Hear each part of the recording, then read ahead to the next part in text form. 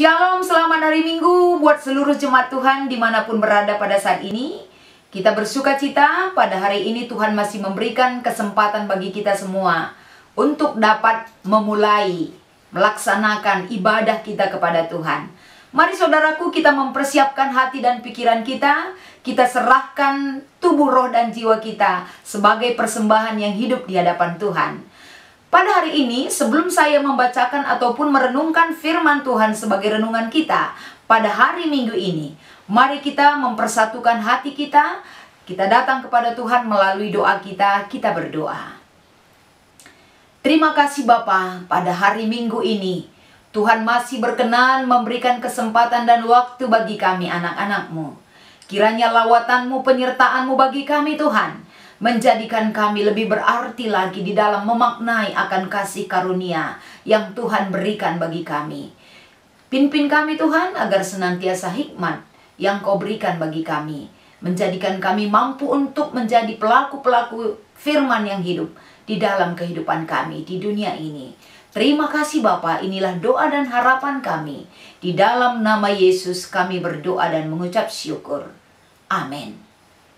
Saudara yang terkasih di dalam nama Tuhan, mari kita membuka kitab Yohanes pasal 2. Kita akan memulai membaca dari ayat 1 sampai dengan ayat yang ke-12. Firman Tuhan tersebut kami akan membacakannya bagi kita semua. Demikian firman-Nya. Perkawinan di Kana. Pada hari ketiga ada perkawinan di Kana yang di Galilea. Dan Ibu Yesus ada di situ. Yesus dan murid-muridnya diundang juga ke perkawinan itu.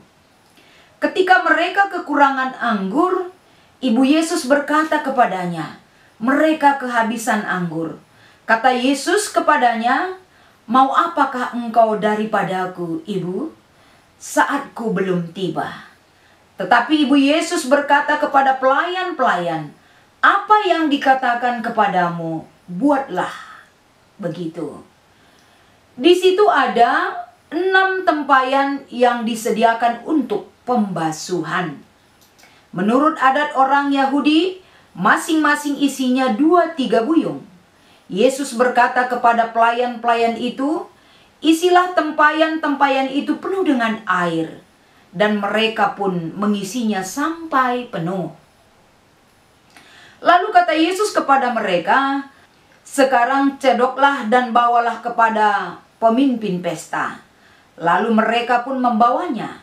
Setelah pemimpin pesta itu mengecap air yang telah menjadi anggur itu, dan ia tidak tahu dari mana datangnya. Tetapi pelayan-pelayan yang mencedok air itu mengetahuinya. Ia memanggil mempelai laki-laki dan berkata kepadanya, "Setiap orang menghidangkan anggur yang baik dahulu, dan sesudah orang puas minum, barulah yang kurang baik. Akan tetapi engkau menyimpan anggur yang baik sampai sekarang." Hal itu dibuat Yesus di Kana yang di Galilea sebagai yang pertama dari tanda-tandanya, dan dengan itu ia telah menyatakan kemuliaannya, dan murid-muridnya percaya kepadanya. Sesudah itu, Yesus pergi ke Kapernaum bersama-sama dengan ibunya dan saudara-saudaranya dan murid-muridnya, dan mereka tinggal di situ hanya beberapa hari saja. Demikian firman Tuhan sebagai renungan kita pada hari Minggu ini. Dan yang menjadi tema kita pada hari ini, saudara-saudara, yaitu Yesus menyempurnakan adat. Kalau kita berbicara bagaimana kita sebagai manusia, sebagai orang-orang yang sudah Tuhan berikan anugerah pikiran, dan bagaimana kita hidup bersosial di dalam kehidupan kita. Mungkin kita sebagai anak-anak Tuhan pernah mengalami satu hal yang mungkin dapat memberikan satu kekacauan di dalam pikiran kita. Bahkan satu hal yang sudah kita persiapkan di dalam kehidupan kita untuk menata masa depan kita, terkadang tidak seperti apa yang kita rancang yang terjadi. Tapi saudaraku, pada hari ini, bagaimana kita lihat di dalam satu pesta, ya, di situ di dalam pesta yang begitu megah, tentunya satu kebanggaan bagi pemilik pesta, Jika apapun yang dibutuhkan untuk kebutuhan pesta tersebut, semua terpenuhi dengan baik. Tentunya bukan hanya yang pemilik pesta yang merasa bahagia, tapi orang yang diundang juga pasti akan mendapatkan kepuasan dan kebahagiaan ketika mereka ada di pesta tersebut. Tapi ternyata tidak seperti itu real yang terjadi di dalam perkawinan yang ada di Kana. Apa yang terjadi mungkin ini adalah satu berita yang sudah familiar sekali kita ketahui. Tapi walaupun kita ketahui, apakah dampaknya dan pesan rohaninya yang mungkin kita dapat daripada renungan firman Tuhan pada hari Minggu ini? Ketika Yesus, ibunya, dan para murid-muridnya hadir dalam undangan pesta di Kana, apa yang terjadi? Kekurangan anggur. Bisa kita bayangkan, saudaraku, ketika kita memiliki sebuah pesta, sebagai hal yang dibutuhkan di dalam pesta itu, terjadi kekurangan. Pasti kita sebagai pemilik pesta akan panik. Dan mungkin sukacita pesta yang harusnya kita miliki bisa buyar seketika. Karena memang ketika ada kekurangan di sebuah pesta, itu sangat memalukan bagi pemilik pesta itu sendiri. Tapi perkawinan yang ada di Kana, kekurangan terjadi. Yang panik di sini adalah bukan yang memiliki pesta ataupun para pelayan. Tapi yang paling panik sekali yang kita lihat sesuai dengan perikop renungan hari Minggu ini adalah Ibu Yesus, Maria. Ketika dia panik, apa yang harus dia lakukan? Kepanikan dan kekhawatiran. Dia datang kepada orang yang tepat. Dia utarakan apa yang terjadi. Sehingga melalui apa yang dia utarakan, respon orang yang akan memberikan pertolongan tersebut adalah, ternyata apapun yang menjadi kekhawatiran di dalam pesta itu, Tuhan ternyata lebih tahu kapan waktunya dia bertindak. Oleh karena itu Yesus menyatakan bahwa apa yang hendak engkau inginkan yang aku perbuat, Ibu, waktuku belum selesai. Artinya bukan berarti Yesus tidak menghargai ibunya, tapi Yesus tetap mengutamakan kehendak Allah, pemilik kehidupan manusia, yang dia perbuat melalui tanda mukjizat yang pertama yang ada di dalam perkawinan di Kana tersebut. Sehingga respon daripada Maria ini juga menjadi pesan bagi kita. Ketika jawaban Yesus memberikan bahwa waktuku belum selesai, dia alihkan kepada orang sebagai pelayan yang ada di pesta tersebut. Kepada pelayan-pelayan tersebut, Maria menyatakan, apapun yang dimintanya, kamu harus menurutinya. Artinya, dia menenangkan juga para pelayan, agar mereka dan para pelayan yang ada di pesta tersebut mengarahkan perhatian mereka dan rasa turut untuk dipimpin dan dibimbing mengikuti perintah yang Yesus akan berikan. Saudaraku yang terkasih, di dalam memaknai, di dalam memahami bagaimana ketika dikendalikan kehidupan kita, apapun yang kita butuhkan di dalam kehidupan kita, saudara-saudaraku, terkadang kita terbawa arus, terkadang kita terbawa situasi untuk dapat mencari, mendapatkan apapun yang kita butuhkan di dalam dunia ini. Sebagai bandingan mungkin kita melihat bagaimana kita dibentuk sebagai sebuah pribadi yang harus mencerminkan kepatuhan, yang harus mencerminkan sikap hidup yang patuh di hadapan Tuhan. Itu yang menjadikan permasalahan kita selesai. Sama seperti para pelayan. Ketika mereka patuh kepada perintah Yesus, segala perkara yang dibutuhkan dalam pesta di Kana semua terselesaikan dan tidak ada yang dipermalukan di dalam pesta tersebut. Bagaimana kalau kita bandingkan di dalam kitab 1 Korintus pasal 5 ayat 8. Paulus memberikan satu gambaran bagaimana sebagai ciptaan yang baru, ternyata keakuan kita, kekhawatiran kita, ketakutan kita sudah berlalu dari kehidupan kita. Karena ada hubungan yang baru sebagai ciptaan yang baru di dalam Kristus. Begitu juga di dalam mengatasi segala persoalan dan pergumulan hidup.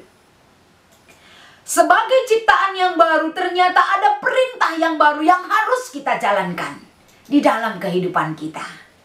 Oleh karena itu Paulus menyatakan kepada jemaat Korintus, sebagai ciptaan yang baru, yang lama sudah berlalu. Lihatlah, yang baru akan disediakan bagimu. Itulah yang baru akan disediakan bagi perkawinan yang ada di Kana. Tuhan sediakan, Tuhan cukupkan segala-galanya, sehingga tidak ada satupun yang kekurangan. Segala sesuatu yang baru Tuhan akan jadikan untuk menjadi segala-galanya sempurna di hadapan Tuhan. Oleh karena itu saudaraku yang terkasih, pada hari Minggu ini kita diingatkan kembali bagaimana pikiran kita dan kehidupan kita yang selalu disertai oleh masalah-masalah yang tidak kunjung selesai. Rasa khawatir yang kadang melebihi kapasitas cara kita berpikir dan lain sebagainya. Banyak hal-hal yang tidak bisa kita selesaikan. Sehingga kekhawatiran, rasa percaya diri kita, ketidaknyamanan kita terkadang sudah mengukung, membelenggu kehidupan kita. Oleh karena itu pada hari ini, lawatan firman Tuhan yang disampaikan kepada kita, bagaimana Yesus menyempurnakan kehidupan kita. Sama ketika dia menyempurnakan adat istiadat ketika perkawinan di Kana ada. Dan apa yang dilakukan Yesus?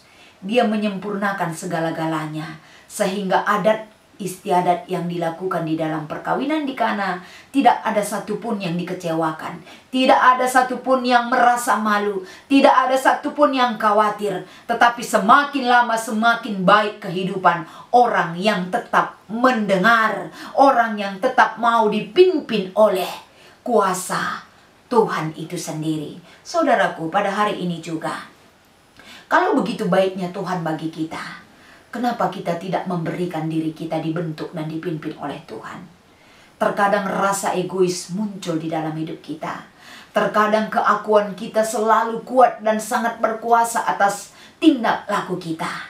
Tapi hari ini, sebagai bandingan mungkin kita akan mengingat kembali Ayub pasal 42 ayat 7-11. Ketika Ayub banyak sekali menghadapi persoalan-persoalan kehidupan. Keluarganya, orang lain, sahabat-sahabatnya meninggalkan dia, bahkan tidak pernah memberikan solusi untuk menguatkan dia. Tapi Ayub adalah orang yang menghargai kebaikan Tuhan. Ayub adalah orang yang sangat takut akan Tuhan. Dia tidak membalas ketidakbaikan dengan ketidakbaikan. Tapi dia melakukan kebaikan terhadap ketidakbaikan yang dia terima di dalam hidupnya. Bahkan dia berdoa kepada Tuhan. Dia mendoakan orang-orang yang melakukan hal-hal yang tidak berkenan di dalam kehidupannya. Hal-hal orang yang menyakiti dia. Dia mendoakan agar salah dosa mereka Tuhan akan ampuni. Itulah orang yang selalu dibentuk dan selalu menurut apa yang Tuhan tuntut dari kehidupannya. Saudaraku, pada hari ini, bagaimana kehidupan kita Yesus akan sempurnakan di dalam perjalanan kebiasaan yang kita lakukan, di dalam kebiasaan-kebiasaan yang ada di dalam kehidupan kita. Yesus mampu melakukan apapun bagi kita. Yesus memberikan tanda mujizat, bukan hanya dia mengubah air menjadi anggur, bukan hanya bisa dia menyembuhkan orang sakit, mengusir setan-setan, tapi Yesus bisa menyempurnakan segala-galanya atas apa yang kita butuhkan. Marilah pada hari Minggu ini kita mengimani bagaimana Maria, ibu Yesus, membawa orang tetap di dalam persoalan untuk datang kepada Yesus. Kita juga seperti itu. Kita hadir bagi orang lain untuk membawa orang lain apapun dan bagaimanapun pergumulan yang dia hadapi di dalam hidupnya. Mari kita bawa orang lain untuk setia mendengarkan apa yang Tuhan mau di dalam kehidupannya. dan orang yang bergumul dan merasa banyak sekali persoalannya. Bukalah telinga dan mata hati kita untuk dibentuk dan dipimpin oleh kuasa Tuhan itu sendiri. Yesus tidak pernah mempermalukan kita kalau kita datang dan sujud kepadanya. Marilah pada hari ini, seperti Yesus menyempurnakan pesta perkawinan di Kana, kita pun di dalam menjalankan sukacita kita di dalam kehidupan kita di dunia ini. Ketika kita tidak melupakan kebaikan Tuhan, ketika kita ingat akan perbuatan-perbuatan Tuhan yang ajaib, kita pasti merasakan sukacita sorgawi akan menguasai hidup kita hari ini dan sampai selama-lamanya. Jangan takut akan masalahmu, jangan khawatir akan apapun yang kamu lakukan di dunia, karena Yesus selalu datang sebagai penyembuh dan pelipur lara bagi orang yang selalu setia di dalam iman kepada Tuhan. Terima kasih Tuhan Yesus memberkati. Kiranya lawatan firman Tuhan ini menguatkan saudara dan saya. Tuhan Yesus memberkati. Kita berdoa. Terima kasih Tuhan atas lawatan yang Kau berikan pada hari ini, memampukan kami melihat dan merasakan kebaikan-Mu sebagai hal yang menguatkan iman kami dan memampukan kami berjalan dalam kuat kuasa Roh Kudus-Mu yang memimpin kami. Berkati seluruh jemaat-Mu Tuhan di dalam menjalankan segala aktivitas kehidupannya. Berkati kesehatan, berkati seluruh usaha, bahkan apapun yang mereka butuhkan saat ini, baik kesehatan maupun keperluan secara jasmani dan rohani. Kami percaya Engkau pasti akan memberikan kepada semua anak-anak-Mu, agar kami selalu berseru dan menyerahkan kehidupan kami di hadapan-Mu. Terima kasih Tuhan, di dalam nama Yesus kami berdoa. Amin.